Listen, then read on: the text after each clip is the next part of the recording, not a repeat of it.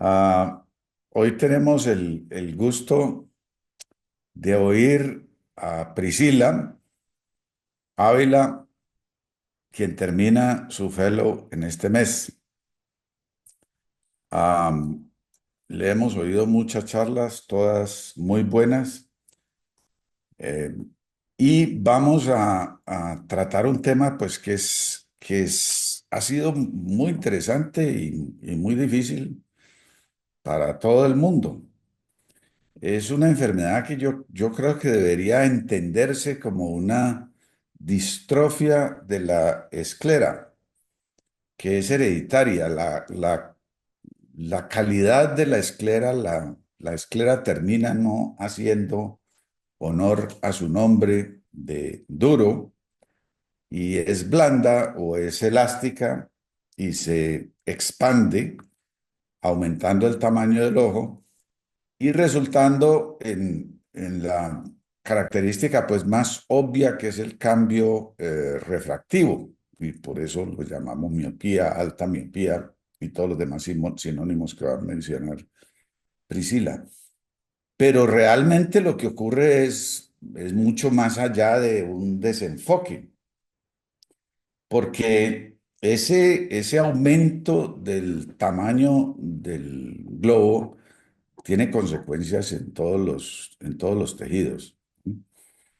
¿Qué tanto tiene que ver la presión? Pues tenemos una evidencia muy buena en el glaucoma congénito, que cuando la esclera es elástica y la presión se sube, pues el ojo se infla.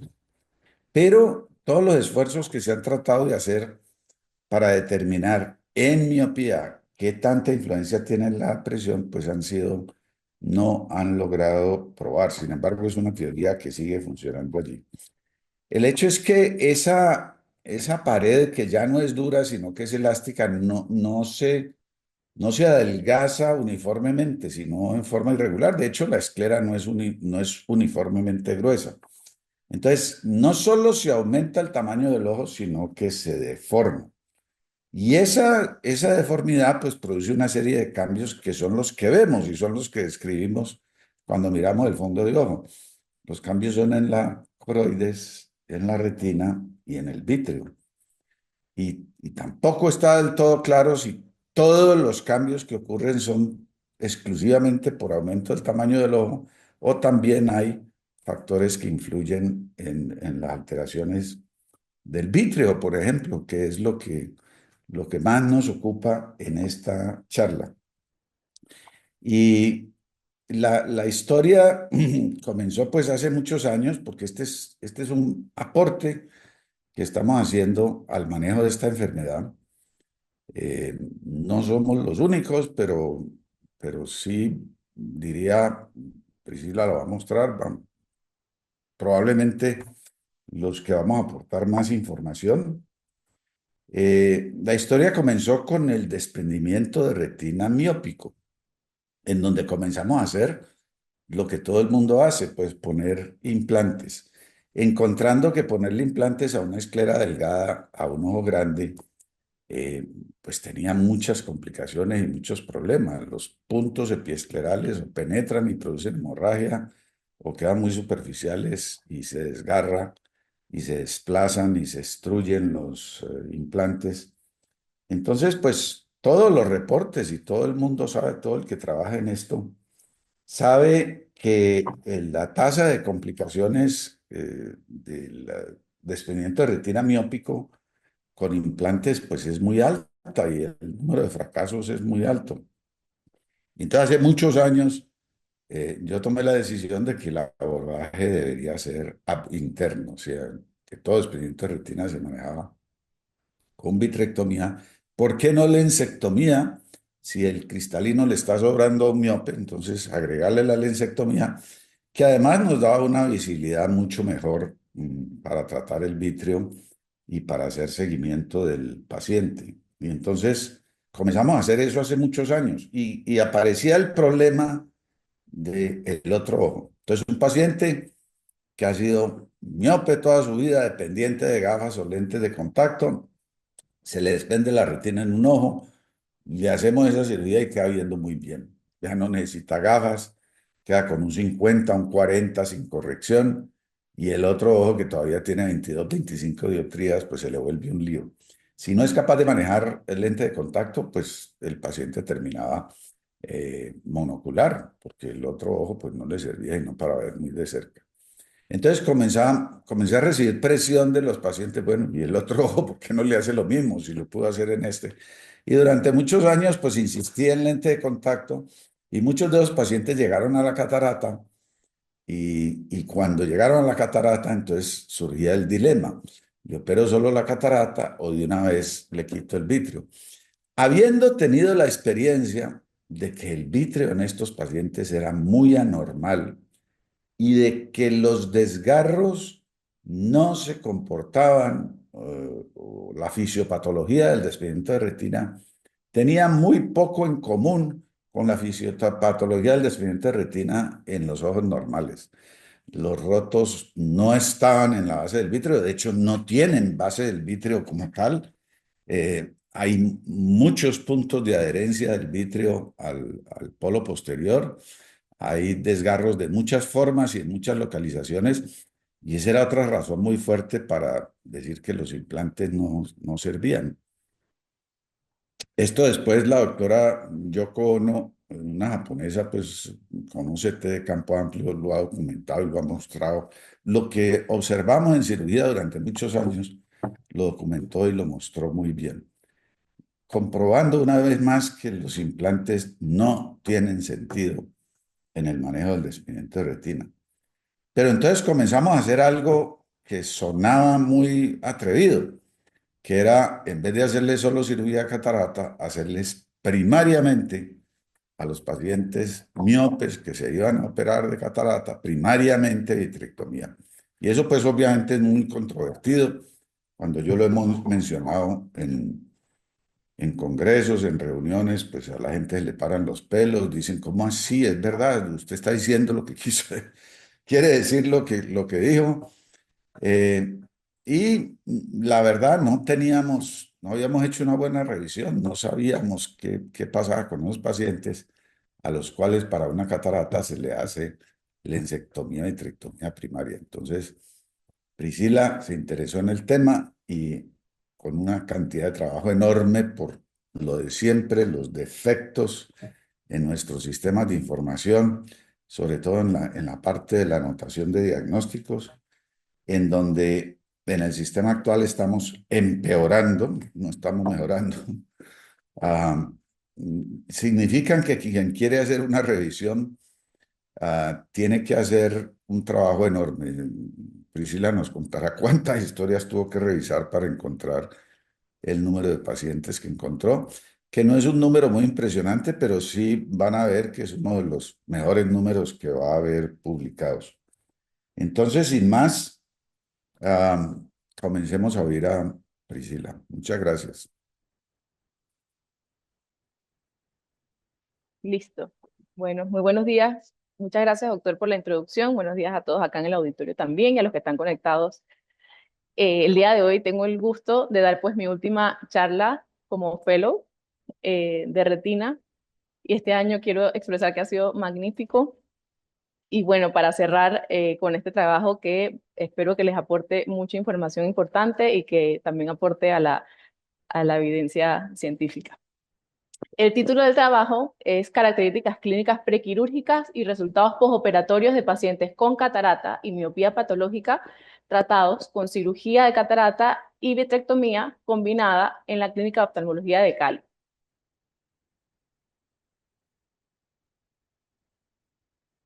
Quiero aprovechar la oportunidad para invitarlos al Congreso Internacional de Oftalmología que será llevado a cabo el 27, 28 y 29 de marzo en el Hotel Marriott, en Cali.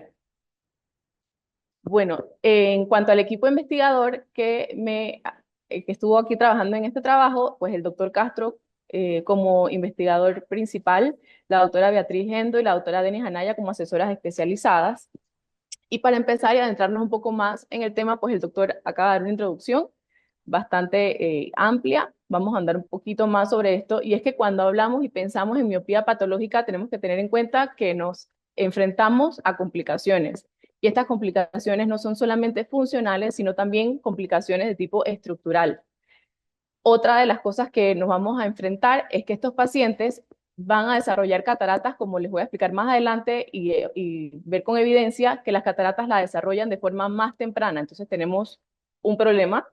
Además, tenemos otro problema que son las anomalías, como mencionó el doctor, de la interfase vitreoretinianas, y también que hay una predisposición mayor a lesiones, tanto periféricas como en otras partes. Otra complicación o dificultades en estos pacientes son las miodesopsias, que muchas veces podemos dar por sentado que son pues, un síntoma que, pues, con el que tiene que convivir, pero muchas veces esto puede afectar la calidad visual de los pacientes y calidad de vida, sobre todo en este grupo de miopía patológica. Y cuando hablamos de el riesgo de desprendimiento de retina en este grupo de pacientes es de 3 a 8 veces mayor. Y si sumamos a esto la cirugía de catarata, esto es un combo perfecto para aumentar este riesgo. Entonces, con este pantallazo, la propuesta implementada ha sido realizar la cirugía de catarata combinada con vitrectomía posterior y de esta forma poder remover el vitrio patológico de una forma controlada, obteniendo así mejores resultados visuales, disminuyendo el riesgo de complicaciones severas como el desprendimiento de retina. Dos acápites para tener en cuenta es que en estos pacientes, a la vez que quitamos el vitrio y lo removemos, tenemos el momento ideal para hacer esa buena revisión de la base del vitrio y poder identificar y tratar lesiones. Y otra parte que se puede considerar en este tipo de intervención es sobre el cálculo de lente, que en nuestro trabajo se ha optado por los cálculos que son cercanos a neutros. Una posibilidad que se ha hecho es dejarlos en afaquia, que vamos a ver más adelante. En cuanto a la evidencia actual, como mencionó el doctor, los beneficios documentados, o sea, que estén publicados en la literatura, es sumamente escasa, y la relevancia del estudio pues, va a ser aportar datos descriptivos que ayuden a evaluar si esta intervención podría ser una práctica de forma estándar. En cuanto a la pregunta de investigación, será cuáles son las características clínicas prequirúrgicas, los resultados visuales finales y complicaciones de pacientes con miopía patológica y catarata tratados con cirugía combinada en la Clínica de Oftalmología de Cali durante el periodo del 1 de enero del 2014 al 30 de junio del 2024. Empezando con la definición para que todos entremos en materia. Si buscamos en la literatura vamos a ver distintas formas de definición, muchas veces incluyen los grados de dioptría, la longitud axial. Sin embargo, en miopía patológica, la definición que mejor se describe es la longitud axial excesiva asociada a miopía, que conlleva a cambios estructurales en el segmento posterior. Y esto incluye estafiloma posterior, maculopatía miópica y neuropatía óptica, y esto puede llevar a una pérdida de la mejor visión corregida. Muchos nombres también se presentan en la literatura, como miopía degenerativa, miopía magna, miopía progresiva y miopía maligna. En cuanto a la epidemiología, esta afecta hasta el 3% de la población y es una causa importante, tanto de ceguera como de discapacidad visual. Los estudios de incidencia pues varían según las regiones. Se ha reportado en estudios europeos una incidencia más baja del 0.1 a 0.5, pero en estudios asiáticos se ha reportado hasta el 1.4%. Esto es una carga significativa, ya que se asocia con complicaciones oculares graves, las cuales pueden conducir a una pérdida visual irreversible. Es importante saber que la miopía se asocia a otras patologías, entre eso, y es una parte importante del trabajo, es a las cataratas y la miopía patológica. La miopía es un factor de riesgo para desarrollar cataratas preseniles, es decir, los pacientes con miopía patológica van a ser más jóvenes en el momento que esa catarata empiece a afectar su visión. Y es por esto que la necesidad de cirugía va a ser a edades más tempranas. Cuando hablamos de cirugía de catarata en general, por ejemplo, en este estudio de Minnesota, que realizó un paciente de Minnesota, que fue grande, 10.256 pacientes operados, como vemos en la gráfica, se encontró, ven ahí la línea negrita marcada y la que está debajo, estas dos líneas, vemos el grupo de pacientes menores de 50 años y menores de 60 años, y cómo fue el riesgo acumulativo de desprendimiento de retina según la edad y cómo están en el punto más alto estos dos grupos. Y se encontró que ese riesgo de los pacientes menores de 60 años era hasta 4 veces más. En cuanto a la prevalencia de roturas retinianas, también hay una variación según estudios. En la parte de histopatológicos varía se encuentra hasta el 10.7%. En cuanto a adultos jóvenes con la longitud axial promedio de 27, varía hasta el 7.5%. Y es importante saber que este tipo de lesiones muchas veces en esos pacientes van a pasar desapercibidas, es decir, el paciente no va a presentar síntomas, y esto es muy relevante. En cuanto a estudios, ya con una longitud axial mayor, se ha encontrado un número mucho más alto, hasta el 30% de lesiones. Y este riesgo es lineal, dependiendo del número de dioptrías. Entre mayor dioptrías, mayor riesgo de desprendimiento de retina. Otra patología que se asocia a la miopía patológica es el glaucoma de ángulo abierto. En un estudio, el estudio de Beijing, se reportó un riesgo mayor de 7.3 veces versus pacientes hemétropes. Y es que hay factores estructurales que están implicados, tanto la longitud axial y este estiramiento me va a hacer un soporte escleral mucho más débil en la cabeza del nervio óptico. Muchas veces en estos pacientes miopes nos enfrentamos a un riesgo, ya que las características del nervio, como se van formando estas atrofias y estos cambios importantes, puede hacer difícil el diagnóstico entre si es una neuropatía óptica propia de la miopía o si es una neuropatía de tipo glaucomatosa. Y también las limitaciones en las herramientas diagnósticas, ya sea en el OCT y en el campo visual, ya que hay una falta de datos normativos para este grupo de pacientes.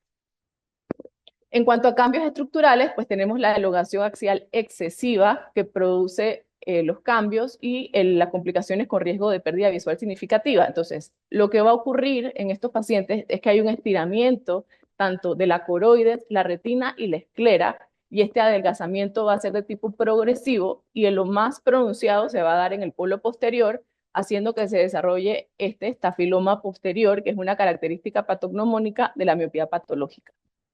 Vamos a encontrar también adelgazamiento coroideo peripapilar y subfoveal, adelgazamiento escleral y formas irregulares del ojo. Okay.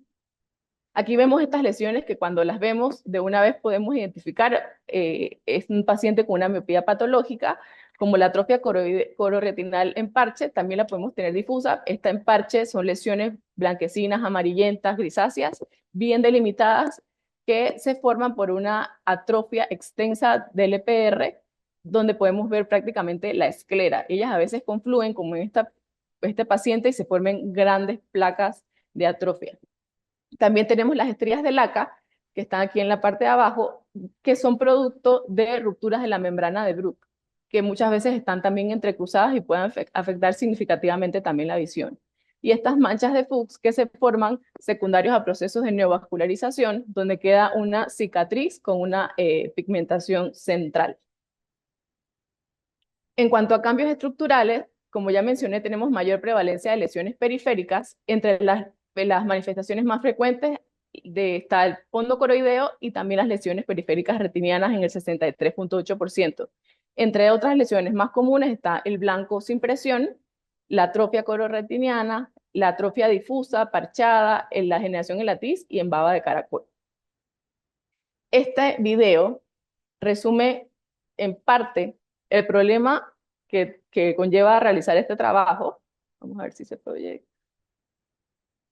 Y es que podemos ver aquí en esta imagen cómo se ve un ojo miope por dentro y cómo se ven estas anomalías en la interfase vitrio-retiniana y dónde están todas las adherencias que podemos evaluar. Entonces, estas son todas las fibras de vitrio adheridas en cómo se ven estos pacientes y el estafiloma posterior característico.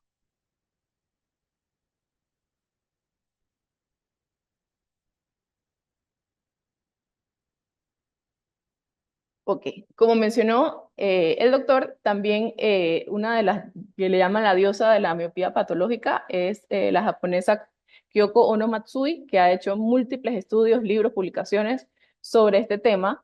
Y junto con Takahashi y colaboradores utilizaron la tomografía de coherencia óptica de campo amplio y digamos que esto marca un antes y un después para explicar muchas de las cosas que hemos visto en miopía patológica a lo largo del tiempo. Y aquí se identificaron anomalías vítreas que anteriormente no habían sido reportadas.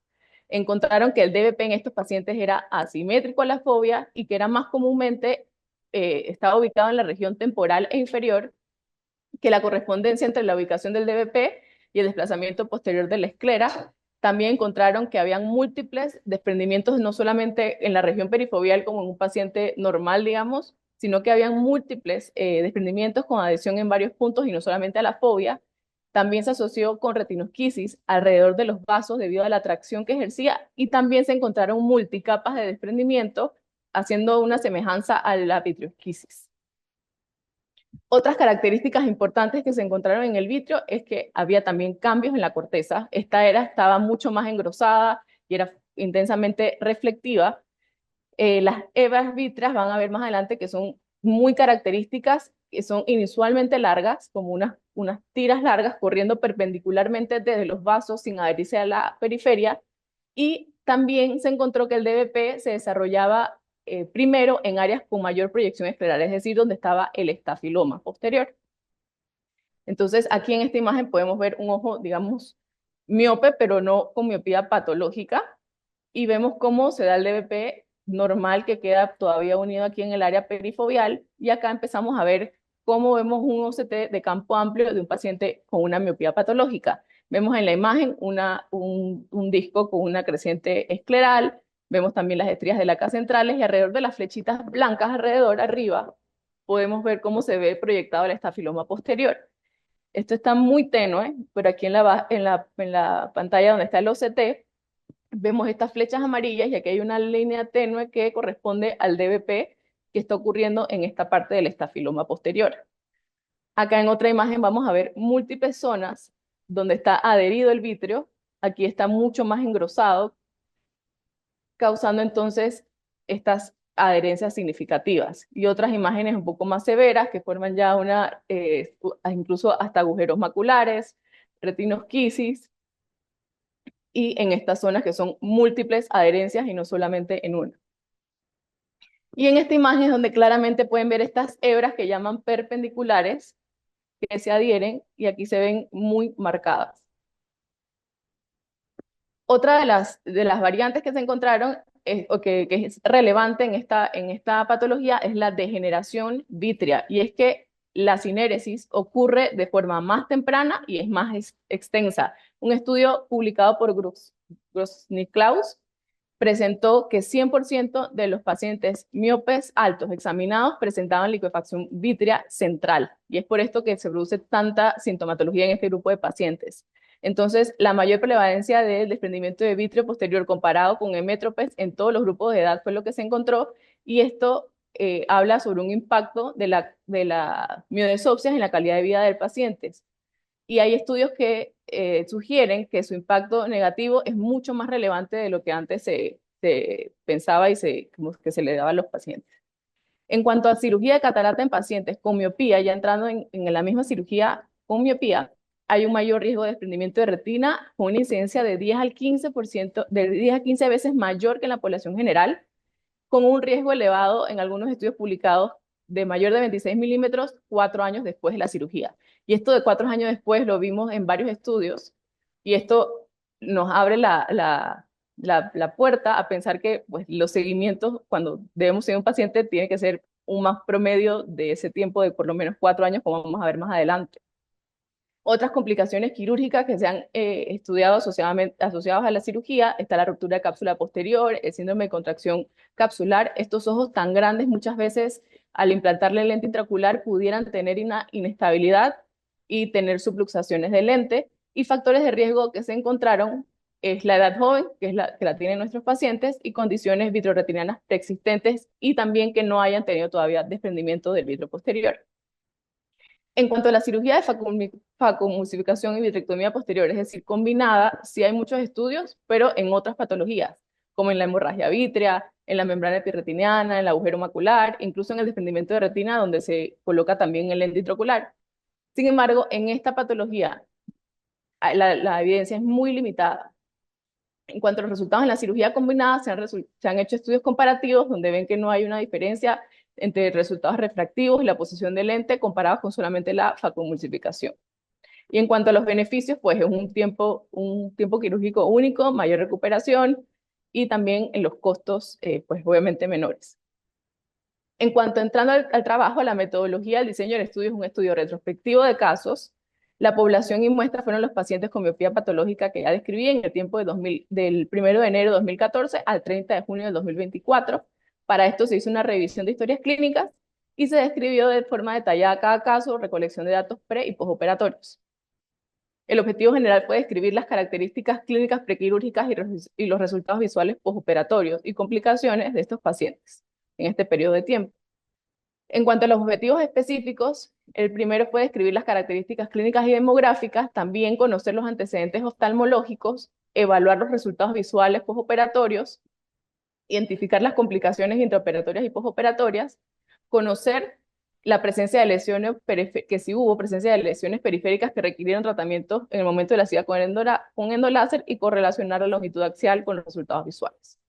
En cuanto a los criterios de inclusión, se incluyeron pacientes con diagnóstico de miopía patológica o longitud axial mayor de 26.5 sometidos a cirugía combinada de catarata y vitrectomía posterior. Obviamente que tuvieran cataratas, pacientes mayores de 18 años y que tuvieran al menos un mínimo de 4 meses de seguimiento.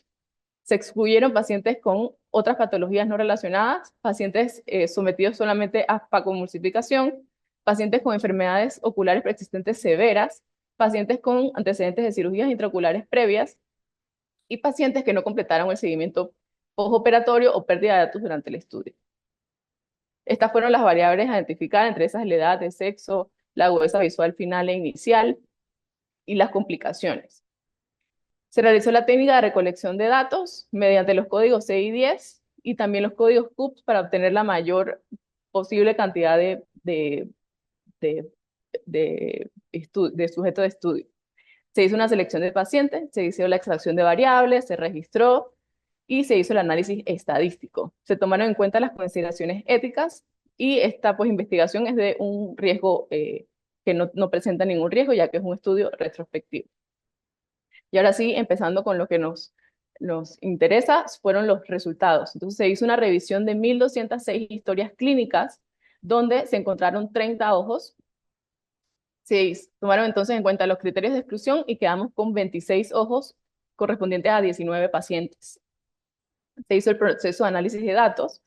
Para análisis descriptivo de variables, se hizo en cuanto a las variables cualitativas, se expresaron en frecuencias absolutas y relativas, y las cuantitativas fueron resumidas mediante medianas y rangos intercuartílicos. La agudeza visual se registró en fracción de Snellen y posteriormente se pasó a Logmar para poder realizar su análisis. Se utilizó la prueba de Wilcoxon para poder comparar la agudeza visual inicial y final, y todos estos análisis se realizaron en R con un nivel de significancia de 0.05. Entonces aquí en cuanto a las variables cuantitativas, podemos ver de que la edad se calculó la media desviación estándar, que fue de 56.5 con más o menos 10.8 años. La longitud axial media fue de 29.72 milímetros. El logmar inicial fue de 1, que esto corresponde a una agudeza visual inicial de 20-200, y el logmar final de los pacientes fue de 0.2, que corresponde a una agudeza visual en Snellen de 20-32. El promedio de seguimiento de los pacientes fue de 13 meses. Esta gráfica muestra la distribución del tipo de cirugía que se realizó, ya que se tomaron en cuenta tanto facomulsificación como extracción extracapsular. Incluso lensectomía sí se encontraron, pero no se encontró en estos casos. Eh, Se encontraron entonces que la mayoría de los pacientes, el 34.6, se realizó facoemulsificación más implante de lente intraocular más la vitrectomía posterior, y se trataron lesiones con endoláser, seguido por pacientes con el mismo procedimiento, pero que no se les implantó lente. Hay dos pacientes que salen de esta parte. Uno no se le realizó faco solamente, que fue extracapsular, y a uno, adicional de la faco, se le realizó una extracción de lente artista. En cuanto a la edad, aquí podemos ver cómo fue la distribución, que fue la edad media de 56.6, pero podemos ver de forma marcada como aquí en este corte de 59 años para atrás, donde se acumulan la mayoría de los pacientes.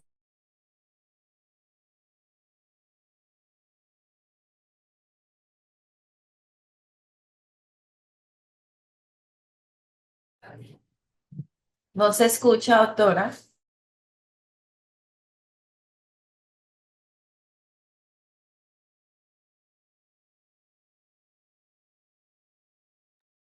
Hola, se perdió el sonido. y se entiesó la imagen, se quedó. Hola, yo creo que toca Les resetear digo, allá. lo que estamos revisando qué pasó con eso, porque no sabemos por qué.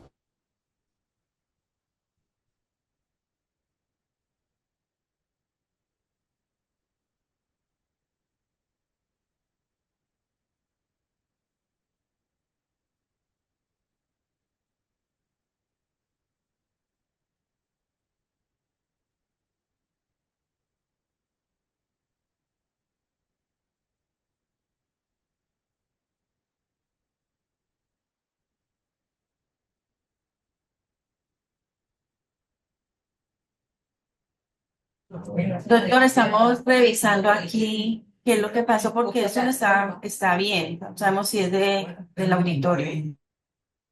Si ya el audio, pues estamos oyendo, pero perdió bueno, ahí ya se está viendo ah, en vídeo, se está viendo el podio otra vez. Ok, ¿y la presentación? Sí, ya la presentación, tu Ahora sí, voz. la presentación. ¿Nos Perfecto. escucha, doctora? Sí, Listo. seguimos. Perfecto, Bueno, ya tiene sonido. ok. Entonces, acá en esta segunda tabla podemos ver las variables cualitativas que se evaluaron, entre las más relevantes en los antecedentes. El mayor porcentaje pues no tenía ningún antecedente de importancia, sin embargo, 11,5% de los pacientes tenían un antecedente de un desprendimiento de retina en su otro ojo. En cuanto al uso de lente y de endoláser, encontramos que al 15% de los pacientes, el 57,7 correspondiente a 15 pacientes, se le implantó un lente intraocular, y de los pacientes en cirugía que se encontraron lesiones que requirieron tratamiento fue del 65,4%. Aquí podemos ver en Locmar y la distribución cómo estaba la agudeza visual inicial y la agudeza visual final, y haciendo el cálculo estadístico encontramos que tuvo una relevancia estadísticamente significativa. Es importante comentar que uno de los pacientes presentó una complicación que fue un desprendimiento de retina con un PBR severo, terminando con una visión final de NPL, no percepción de luz. En cuanto a la distribución de agudeza visual, cuando la vemos en términos generales entre mejor, igual o peor, la mayoría pues presentó una mejoría de agudeza visual. Un paciente pues no mejoró, y un paciente que fue este que se complicó tuvo una agudeza visual peor a la inicial. Se realizó la correlación entre la longitud axial y los resultados visuales, sin embargo no se encontró una relevancia significativa mediante la correlación de Pearson y de Spearman. En cuanto a la diferencia entre el uso del lente del implante y no del lente intraocular, no se encontró una diferencia significativa en cuanto a resultados de visión final. Y ahora sí, para entrar en la parte de la discusión, pues la cirugía combinada de catarata y vitrectomía posterior consideramos que es una opción quirúrgica eficaz y segura en pacientes en miopía patológica. Estos pacientes tuvieron una mejoría significativa de la agudeza visual con un perfil de seguridad aceptable. Esta técnica pues puede ser aún debatida, ya que no está ampliamente publicada, puede parecer un poco agresiva, pero pues sí es un procedimiento invasivo que sí tiene una posibilidad de aumento de riesgo de complicaciones. Este estudio es un estudio retrospectivo, descriptivo y con una muestra pequeña que pues no permite establecer relaciones causales, pero nos da aportes valiosos para investigaciones prospectivas. Como presenté anteriormente, la mediana de edad fue de 56,5 años, y esto coincide con estudios previos que la catarata se da de forma más temprana en miopía patológica. Pan y colaboradores encontraron mayor riesgo de catarata subcapsular posterior en adultos, y también Yu y colaboradores encontraron que la miopía alta fue un factor clave en cataratas preseniles entre pacientes de 30 a 54 años que coinciden con nuestro estudio. Los mecanismos posibles que justifican esto, pues es que hay liquefacción vítrea que produce una mayor exposición del cristalino al oxígeno, produciendo un estrés oxidativo y una degeneración proteica, y también alteraciones epigenéticas. En cuanto a la visión entre la agudeza visual inicial y final, pues para poder comparar con estudios hay pocos. Sin embargo, Fan y colaboradores, que es como el único estudio realmente que pudiéramos comparar este trabajo, es un estudio descriptivo solamente de 3 casos en pacientes, pero con miopía extrema, que es cuando la llaman, que es mayor de 30 milímetros, operadas con facovitrectomía. La comparación con este estudio en sí también tiene limitaciones. Obviamente el tamaño es mucho más pequeño que el de nosotros, de solamente 3 pacientes. Sin embargo, los hallazgos coinciden con nuestro estudio en que los pacientes tuvieron una mejoría de la agudeza visual. En cuanto a la cirugía combinada, se llevó a cabo con un perfil de seguridad aceptable. La complicación más relevante identificada fue el desprendimiento de retina en un solo caso, que equivale al 3.8% de los pacientes. En el estudio de FAN, estos no reportaron complicaciones en sus 3 casos, sin embargo, como repito, que fue muy pequeña también la muestra. En cuanto a desprendimiento de retina postoperatorio y miopía patológica, ya mencioné anteriormente que el riesgo es mayor, publicado hasta un 8% según los estudios. Hablando un poquito más sobre este caso, ya que como es un estudio relativamente pequeño, podemos como ahondar en el paciente que tuvo la complicación. Se revisó el protocolo operatorio. Este paciente tenía una degeneración en la matriz inferior con una adhesión del vítreo posterior alta, como hemos mencionado, que tienen estas adherencias fuertes. Y al realizar el desprendimiento de vítreo posterior, en esta área donde estaba cercana a la TI, se produjo un desgarro pequeño inferior que fue tratado en ese momento con endoláser. Sin embargo, a los 5 meses este paciente regresa a consulta con un desprendimiento de retina. Fue operado en 3 ocasiones, sin embargo, desarrolló un PBR tan severo que su visión final fue de no percepción de luz, a pesar de múltiples intervenciones.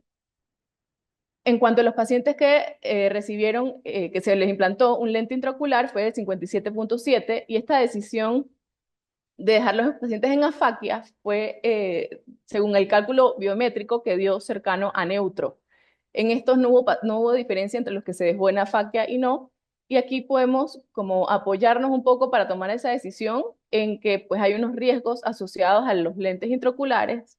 En los pacientes miopes es que pueden desarrollar esta inestabilidad y luxación o subluxación, y se ha encontrado que es una alternativa viable en pacientes con longitudes axiales extremas, ya que se ha reportado que no hay diferencias significativas en la agudeza visual, y la faquia puede ayudar entonces a evitar complicaciones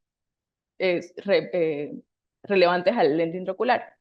No se encontraron una correlación significativa entre la longitud axial y la agudeza visual, y esto sí es diferente a los estudios que han sido publicados previamente, como por Flores y colaboradores y Mahmoud, que sí reportaron una relación significativa. Posibles explicaciones a por qué no tuvimos esta diferencia, y es que pues el tamaño nuevamente de la muestra, la menor variabilidad y también la baja proporción de pacientes con maculopatía miópica severa. Es necesario un seguimiento a largo plazo para poder evaluar el verdadero impacto de la longitud a lo largo del tiempo en la función visual.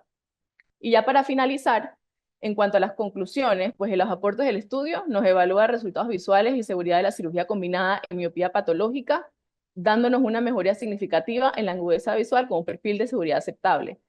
Hay que considerar que el grado de complejidad de un ojo miope al enfrentarnos a esta cirugía pues no es cualquier cosa, y sí juega un rol importante la experiencia del cirujano en esta cirugía. Existen limitaciones en este estudio. Uno, pues, que es retrospectivo, no permite restablecer relaciones causales definitivas, la muestra fue pequeña, hay dificultades, como mencionó el doctor, en la revisión de historias clínicas, y en esto es importante tratar de conseguir o unificar un buen sistema de recolección de datos, ya que entre más amplios son los diagnósticos, más difícil es encontrar patologías específicas y poder hacer revisión de estos casos, porque probablemente hay más pacientes, pero tendremos que hacer una revisión como todos los pacientes que se le han hecho vitrectomía, y probablemente se encuentren incluso un número un poco más grande. En cuanto a las recomendaciones de este trabajo, pues es que es necesario realizar futuras investigaciones con estudios prospectivos con mayor número de pacientes, seguimiento prolongado también para evaluar los beneficios a largo plazo y determinar criterios de selección y optimización de la técnica quirúrgica en esta población. De nuevo, una vez más, invitándolos al Congreso, que se llevará a cabo el 27, 28 y 29 de marzo. Y muchas gracias. Muchas gracias, Priscila. Muy buena revisión. Muchas gracias a todos. Quiero aprovechar para agradecer de nuevo al doctor Castro y a todo el grupo de profesores de aquí de Retina Cali, a todo el personal administrativo de la clínica, a los residentes, a mi fellow Marcela, que me dio las primeras guías, y a todos ustedes por estar aquí conmigo esta mañana. Muchas gracias. Sí, especialmente al grupo de profesores, porque ya lo sabrán, yo realmente estoy participando más bien poco debido al volumen de cirugía en el entrenamiento del fellow. Entonces esa es una responsabilidad y mérito que está a cargo de los demás retinólogos que lo han asumido muy bien. Mi papel pues sigue siendo muy colateral. Pero volviendo al tema, eh, sí quisiera que hiciéramos una revisión cuidadosa de ese caso que terminó en el NPL para tratar de entender un poquito mejor qué fue lo que pasó.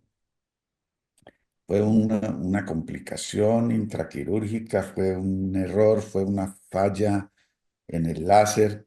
O sea, que revisemos muy cuidadoso porque si uno tiene un caso tan malo en una serie relativamente pequeña, pues decir que es una técnica segura puede ser un poco atrevido. Yo me acuerdo en una época, no sé, hace muchos años, el doctor Arciniegas de la Barraquer, que fue clasificado como loco, en parte por ese trabajo que hizo, resolvió que el vitrio era el responsable de la miopía, de la alta miopía, y seleccionó un grupo de niños, yo no me acuerdo cómo ni cómo llegó a la conclusión, pues, de que eran potenciales pacientes para alta miopía, y decidió hacerles vitrectomía. Y publicó ese trabajo y era pues como el gran descubrimiento. No con el objetivo del trabajo nuestro, pues que es tratar de prevenir las complicaciones retinales asociadas a la cirugía de catarata en alta miopía, ¿sí?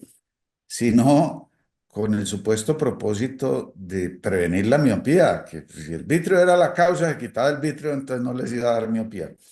Y eso lo publicó, se lo publicaron en una revista y tenía 3 o 4 casos de NPL, edición final, eh, y concluía, y concluía que era un procedimiento válido. Pues obviamente eso nadie le paró bolas y más bien él quedó clasificado como loco. Entonces no quiero yo quedar clasificado como el loco de la miopía y que estudiemos bien ese caso para tratar de entender qué fue lo que pasó, porque si uno si usted mira las estadísticas, pues lo que uno tiene que comparar es el riesgo de no cirugía, que ya sabemos que es alto, o sea, ¿qué le pasa a los miopes que no se operan y hacen desprendimiento de retina y se manejan con técnicas convencionales?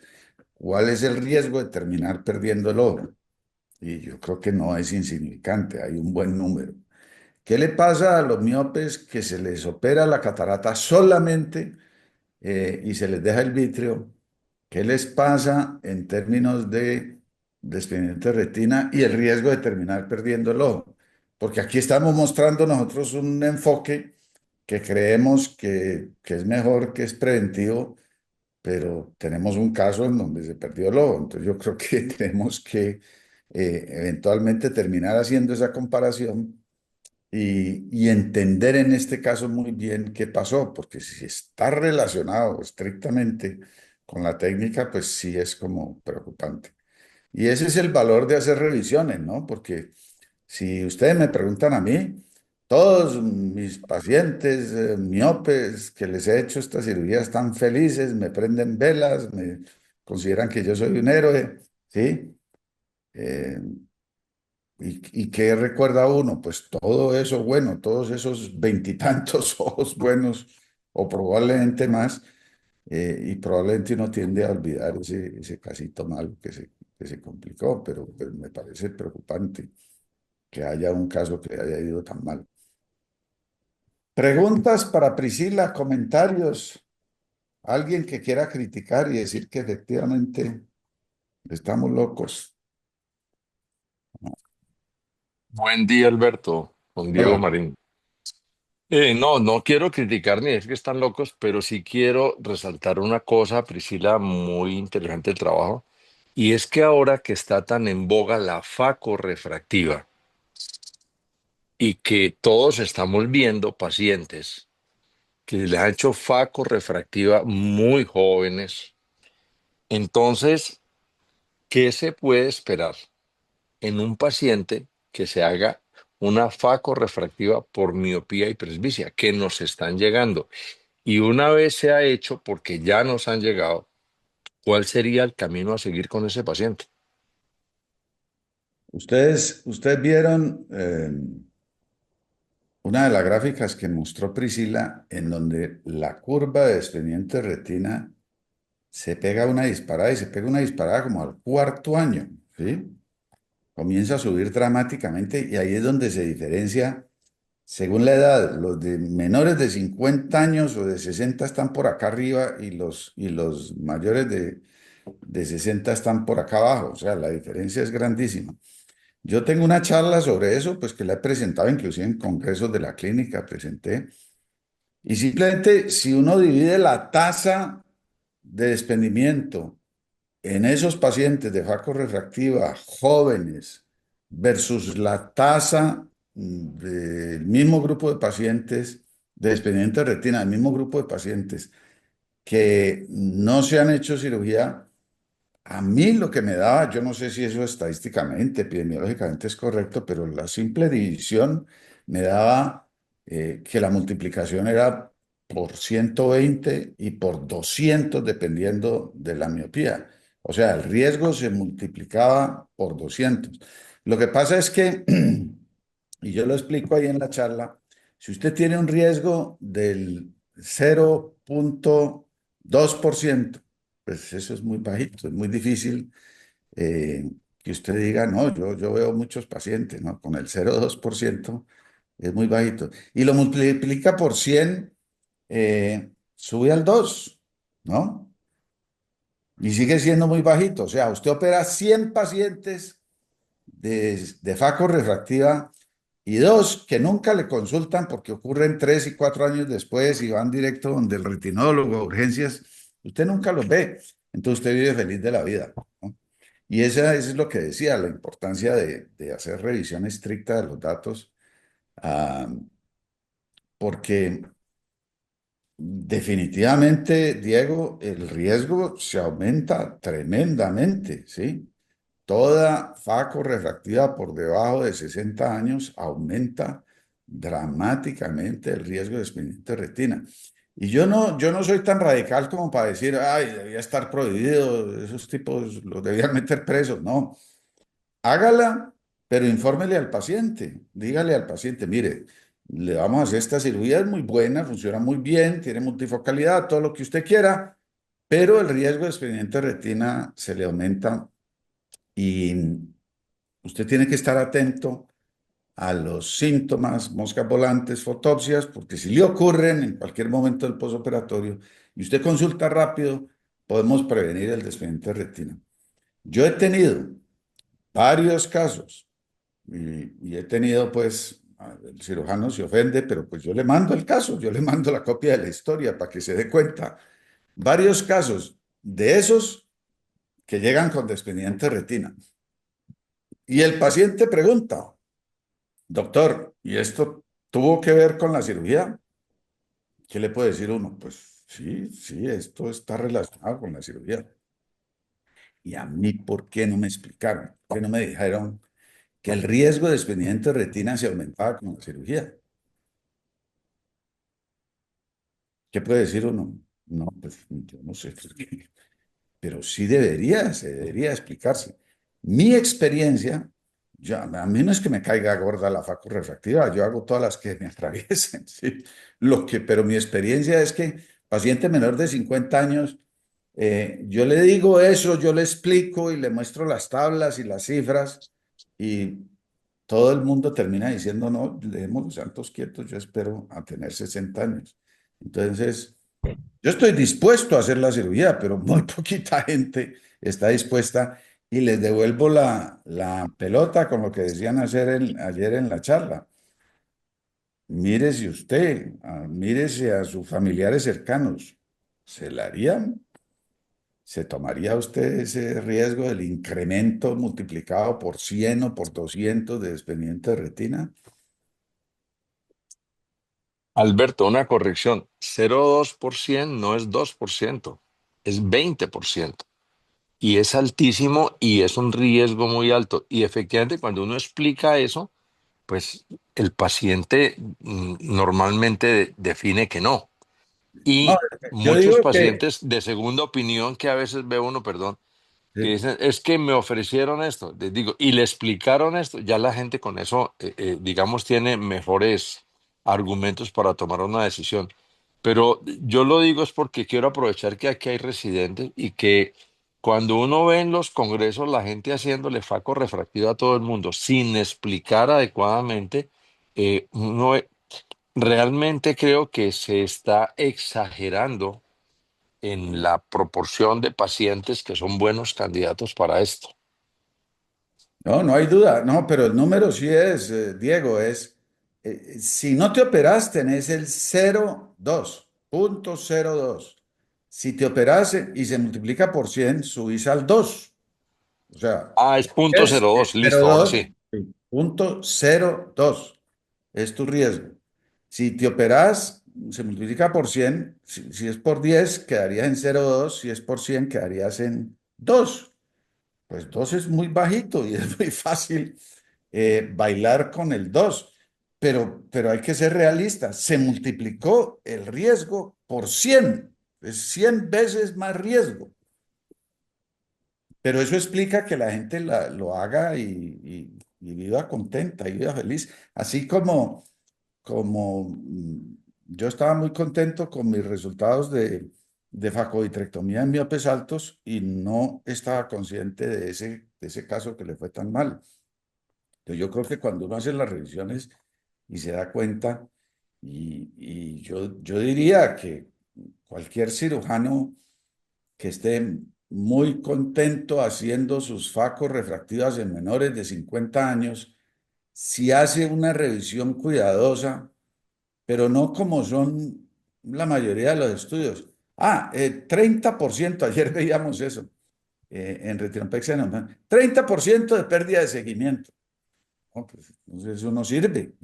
Si usted operó 100 pacientes, el riesgo es 2% y se le perdieron 30, pues ahí podría haber un mundo de pacientes, ¿no? Entonces, si usted hace su revisión cuidadosa de verdad y de largo plazo, va a ver que la cosa no es tan inocente, ¿sí?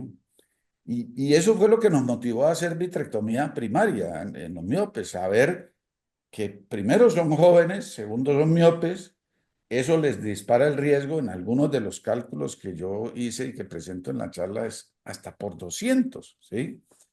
Entonces, tiene sentido, aparte de lo que dijo Priscila de las moscas volantes, de el manejo del eventual desprendimiento de retina después, si ocurre, ¿sí?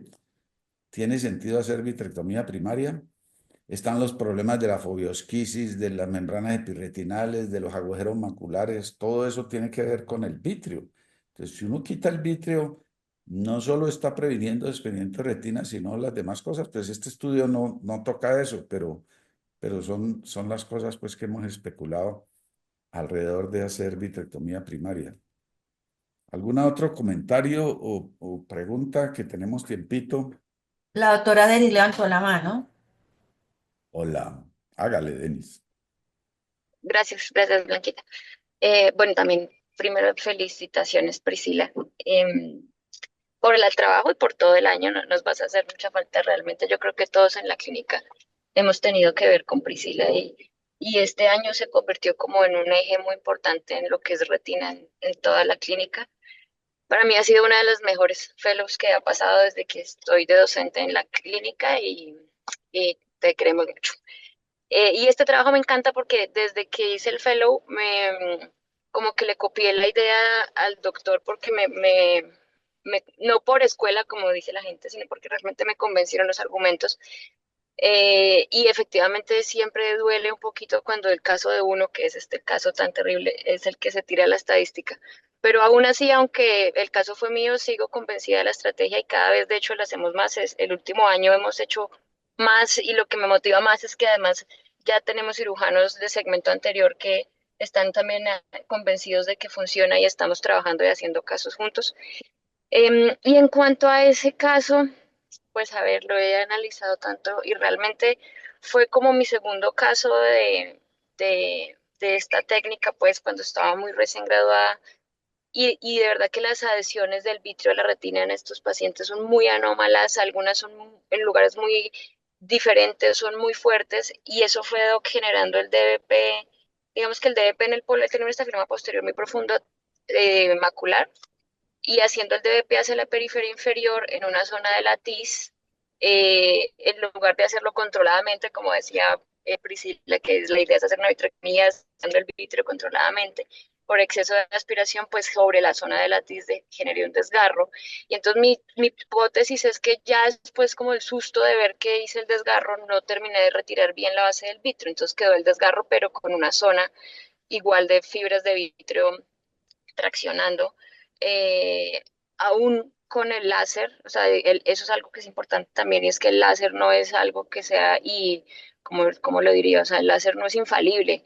Yo creo que todos hemos visto desprendimientos de retina sobre zonas que ya tenían láser previamente, incluso el láser cuando se hace muy fuerte puede prestarse para que por el borde del láser la retina se desgarre y más en los miopes que tienen la retina tan delgadita. Entonces, pues 5 meses después se desprendió, pero entonces ya, y ustedes saben que los desprendimientos inferiores son de los más difíciles de controlar. Bueno, PBR, después la dificultad fue que el desprendimiento cuando se extendió a la mácula cuando lo volví a operar, lo operé 3 veces. No pude volver a pegar nunca el polo posterior por el estafiloma posterior. Nunca me quedó muy claro es por qué es NPL el paciente, porque no realmente el nervio y por feo que fuera el DR no le da pues para que sea NPL. Él es un señor mayor. Bueno, en todo caso, a pesar de que la experiencia fue tan difícil, yo que fui la que la viví, siento que no es secundario a la teoría se concibe la estrategia. Yo creo que en ese caso fue muy asociado pues a la experticia del cirujano, que es algo que hay que tener en cuenta también. Obviamente, digamos que defendemos la práctica de esto, pero pues como en todas las cirugías hay un factor humano dependiente. Pero aún así, a pesar de ese caso, sigo defendiéndolo y sigo haciéndolo y ahora lo hago más que, que, que en ese momento. Muchas gracias, Denis. Yo creo que ya me ahorrar la revisión que tenía pensada, la revisión detallada de este caso. Entiendo mejor qué pudo haber pasado. Realmente lo que decía, para uno valorar, tiene que ver con la técnica, pues tendría que entender qué le habría pasado a este paciente si no se hace eso, ¿no? Entonces, pues eso se puede concluir de hacer estudios de seguimiento con cirugía, sin cirugía, se puede más o menos estimar, ¿no?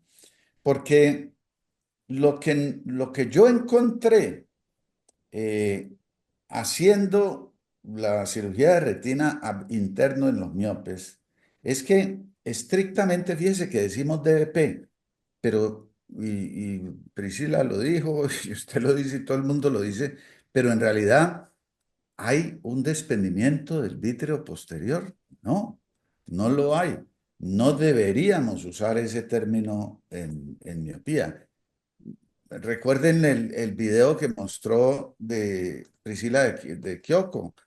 Eh, el vítreo se desprende por partes, por pedazos, hay adherencias anteroposteriores, adherencias en cuerda y la experiencia en cirugía, tanto en los desprendimientos de retina como en estos casos, cuando uno va a quitar el vítreo, es que uno no encuentra lo que se encuentra en todos los ojos, pues que hay una hialoides posterior que puede estar desprendida o si no está desprendida uno la desprende y se viene toda y se va hasta el límite de la base del vidrio. Aquí no hay eso. hay un vitrio pegado aquí, pegado allá, una adherencia acá, y esas adherencias posteriores a veces son muy firmes, o sea, uno coge con el vitrectomo y comienza a jalar, y lo que ocurre, si uno jala con mucho entusiasmo una retina muy delgadita, es que se rompe. A mí me ha pasado más de una vez. Tratando de desprender un vidrio posterior en un miope se le rompe la retina, cosa que no pasa nunca en un ojo normal. Eh, entonces, ¿qué iba a pasar si no se hacía? Si se hacía solo la catarata. ¿Eso iba a jalar allí, iba a romper, iba a causar un desprendimiento de retina? Pues eso no lo sabemos estrictamente, pero sí los que nos hemos metido a operar estos ojos y hemos visto los OCT de campo amplio de Kyoko, pues entendemos que ahí hay una patología muy distinta a la del desprendimiento de retina convencional, de DDP y desgarros en la periferia. Hay desgarros por todos lados, hay adherencias muy firmes del vítreo a múltiples puntos del polo posterior. eh, y el hecho de quitarlas quirúrgicamente o esperar que ocurra espontáneamente algo, pues no puedo, yo no puedo decir, mirando el estudio, que con absoluta certeza esto que estamos proponiendo sea mejor, pero sí tenemos la inclinación a creer que es mejor. Cuando yo veo pacientes 20 y 25 años después, miopes que operé y que están felices de la vida viendo su 20/50 sin gafas o con un lentecito, ah, y que no les ha pasado nada, pues realmente uno dice, esta estrategia era la correcta. ¿Algún otro comentario, algún otro de los retinólogos o de pronto colegas que vean, que hayan visto estos pacientes, que no estén de acuerdo, que hayan visto eh, resultados malos? O... Hola Doc. Hola. Yo quería contar también, pues, eh, también felicito a Priscila, muy bien presentado, muy organizadito, muy bueno el estudio, y también felicitarla pues por todo su año que fue espectacular, y pues ya le contaré a ella muchas cosas muy lindas que vivimos en este año y espero que le vaya súper bien en su carrera. Quería contarle que yo, al igual que Denis, tuve un caso o una experiencia negativa con esto, o sea, también salí convencida, dije voy a hacerlo. Entonces, aquí quiero resaltar lo que estamos diciendo, que depende mucho de la experticia del cirujano. O sea, hacerlo sin experticia podríamos tener efectos secundarios.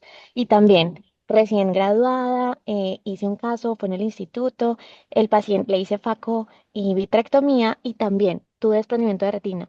Gracias a Dios, este no terminó en NPL, salió adelante, pero me desmotivé mucho. O sea, eso me desmotivó. Dije, yo no quiero volver a hacer combinadas. Voy a ver cómo me va haciendo solo la FACO. Pues porque también tenía literatura que apoyaba pues que podíamos hacer la FACO y de pronto si yo revisaba muy bien la retina, si trataba todo su latiz, si estaba en un seguimiento cercano del paciente, pues de pronto salía adelante. Entonces me desmotivé un poquito. Y pues todos saben que en algún momento de la vida trabajé en Pasto y allá tenía un volumen altísimo de miopes, muchísimos miopes con catarata. Entonces lo que hacía era revisarles su periferia, hacerles láser antes de cirugía en cualquier zona anómala que yo veía y empecé haciendo solo facos, no hacía facovitrectomía. Pues con lo que dice usted, Doc, el número que tengo en la cabeza, no revisé los casos, o sea, no puedo decir una estadística clara, pero en el tiempo de seguimiento, que muchos alcanzaron 7 años de seguimiento, o sea, 7 años viéndolos después, posoperatorios, y pues en esa época que iba no había más retinólogos, entonces si había un desprendimiento me tenía que llegar a mí porque era la única que estaba allá o las colegas que iban a la misma clínica, no hubo desprendimientos de retina. Entonces digamos que con esta aproximación que decidí hacer en esa época por miedo, por no querer hacerlo combinada por el caso negativo que tuve, empecé a hacerlo así. Ahora, después de muchos años, pues ya, no sé, 7 años, 8 años, decidí retomarlo en casos de pacientes jóvenes. Digamos que en Pasto solo operaba pacientes con catarata, o sea, ya tenían catarata, ya su vitro había cambiado un poco pues por su edad, de pronto ya no tenía tantas adherencias, de pronto me fue bien porque solo operé con cataratas, pero acá volví a retomar cuando llegan pacientes jóvenes que han tenido desprendimiento en un ojo y en el otro, por alguna razón, hacen catarata temprano, que sea paciente joven, que su vitro no ha cambiado, decidí retomarlo. Y pues hasta ahora también, yo creo que hay algunos casos en esta estadística que revisó PRIS, entonces hasta ahora nos ha ido bien. Pero pues quería contarle también mi experiencia, que al principio, o sea, es importantísimo una buena experiencia del cirujano porque podríamos tener casos negativos como estos dos que estamos viendo que contó Denis y conté yo. Sí, bueno, ya tenemos que acabar, pero pues posiblemente, Beatriz, ese manejo, en la medida en que se pueda ver y examinar la retina, de examinar muy cuidadosamente la retina, hacer láser profiláctico y luego post, con seguimiento cuidadoso y láser profiláctico, yo diría que posiblemente termine siendo muy parecido, ¿no? ¿Cómo hace uno para saber la verdad? Pues necesitaríamos números grandes y seguimientos largos eh, para saber realmente cuál de los dos manejos es mejor y uno podría quedar diciendo, pues no, pues la gran ventaja son las moscas volantes, que como dijo Priscila, muchos estudios han mostrado que no es ninguna pendejada en los miopes. Bueno, muchas gracias a todos. Muchas Eh, gracias. gracias a todos los que estuvieron aquí en el conectados Gracias. al auditorio. Espero que la discusión y la presentación les haya abierto algunas luces o los haya confundido otro poquito. Gracias.